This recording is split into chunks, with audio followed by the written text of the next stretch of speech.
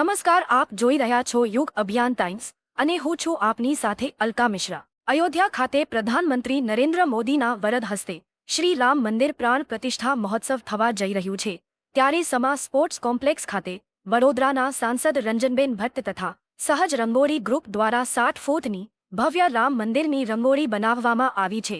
ભગવાન શ્રી રામને નમન કરતા પ્રધાનમંત્રી તેમજ રામ મંદિરની પ્રતિકૃતિની ચારે તરફ રામકથાની પ્રતિકૃતિ રંગોળીના સ્વરૂપે તૈયાર કરવામાં આવી છે। સંપૂર્ણ રંગોળી આજે રાત્રે 12 વાગ્યા સુધીમાં પૂર્ણ થઈ જશે, ત્યારબાદ આવતીકાલે સવારે 9 વાગ્યાથી આ રંગોળી લોકો નિહાળી શકે તે માટે ખુલ્લી મૂકવામાં આવશે।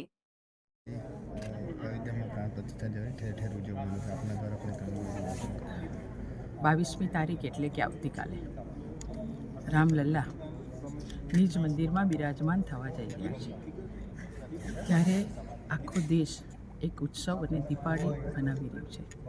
સંસ્કારી નગરી વડોદરામાં પણ અલગ અલગ માધ્યમથી ભગવાન રામની આરાધના કરી રહ્યા છે। વડોદરાનું રંગોળીનું સહજ ગ્રુપ એટલે કમલેશભાઈ વ્યાસ અને એમની ટીમ, એમની સાથે રહીને મેં અહીંયા 60x60ની આ રંગોળી બનાવવામાં આવી છે। આ રંગોળીમાં અયોધ્યા રામ મંદિર છે, રામલલ્લાને પણ બતાવવામાં આવ્યા છે, સાથે દેશના વડાપ્રધાન નરેન્દ્રભાઈ મોદીજી પણ છે।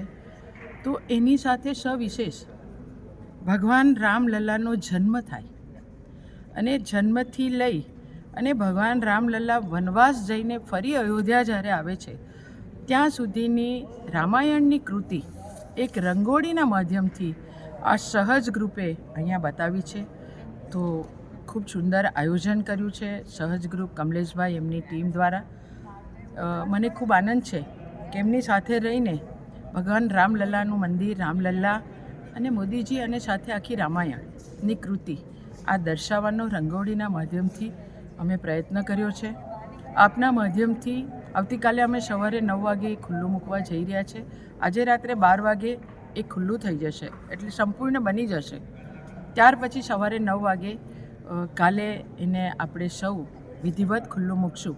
હું વડોદરાની અને જિલ્લાની તમામ લોકોને આ રંગોળી અને ભગવાનના દર્શન કરવા માટેનું ચોક્કસ આમંત્રણ આપું છું। રંગોળી ગ્રુપ આમ તો દરેક વાર તહેવાર ઉપર થીમ બેઝ અમે રંગોળી કરતા હોઈએ। આ વખતે જ્યારે આખો દેશ અને લગભગ દુનિયા જ્યારે આ મહોત્સવમાં ભાગ લેતી હોય, પોતાના તરફથી કંઈક ને કંઈક કરતી હોય, તો એઝ એ આર્ટિસ્ટ અમને થયું કે આપણે પણ કંઈક કરવું જોઈએ। રંજનબેન સાથે વાત થઈ, રંજનબેને કીધું કમલેશભાઈ તમે કરો, મારો પૂરો સહકાર છે। તો પછી કીધું આપણે કેમ મોટું કંઈક ના કરીએ, કંઈક વિશાળ બનાવીએ જેથી બરોડાનું નામ રોશન થાય।